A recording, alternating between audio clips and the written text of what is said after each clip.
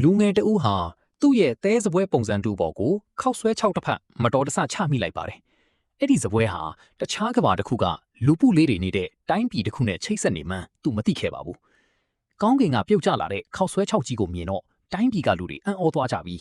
ဧကရီဘရင်မကြီးကတော့ဒါဟာကောင်းကင်ဘုံကပြီးတဲ့လက်ဆောင်လို့ယုံကြည်သွားပါတယ်။အမှန်တော့အဲ့ဒီသဲစပွဲဟာလွန်ခဲ့တဲ့3ရက်ကလူငယ်စီရောက်လာတဲ့လျှို့ဝှက်ဆန်းကျဲတဲ့ပါဆယ်ထုတ်တစ်ခုဖြစ်ပါတယ်။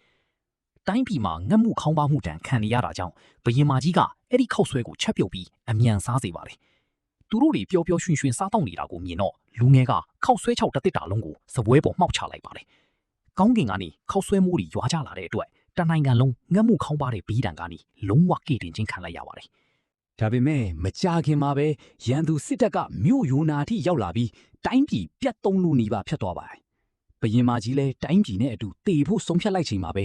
လူငယ်က gas မီးမုတ်ဆက် blow torches ကိုတုံးပြီးရန်သူတွေကိုမီးနဲ့လှမ်းမှုတ်ပစ်လိုက်ပါတယ်။ရန်သူတွေစုတ်ခွာသွားလို့ဘရင်မကြီးကနတ်ဖျားတစ်ပါးကကူညီတယ်လို့ထင်မှတ်သွားပါတယ်။နောက်ရက်မှာလူဆိုးတွေကဘရင်မကြီးရဲ့နန်းတော်ကိုမီးရှို့ဖို့ကြိုးစားပြန်ပါတယ်။အဲ့ဒီအခါလူငယ်ကမီးတက်ဆေးဖို့ fire extinguisher ကိုယူပြီးလူဆိုးတွေကိုမှုတ်ထုတ်ကာထပ်မံကယ်တင်ပေးခဲ့ပါတယ်။အဲ့ဒီတော့မှဘရင်မကြီးဟာတဲစပွဲရဲ့လျှို့ဝှက်ချက်ကိုရိပ်မိသွားပြီးအဲ့ဒီလူငယ်နဲ့လက်ထပ်ဖို့အတွက်လူကဘာတွေကိုကူးပြောင်းလာခဲ့ပါတယ်။လူငယ်ကတကားခောက်တန်ကြားလို့ဖွင့်ကြည့်လိုက်တဲ့အခါသူ့ရှေ့မှာဘရင်မကြီးရောက်နေတာကိုတွေ့လိုက်ရပါတော့တယ်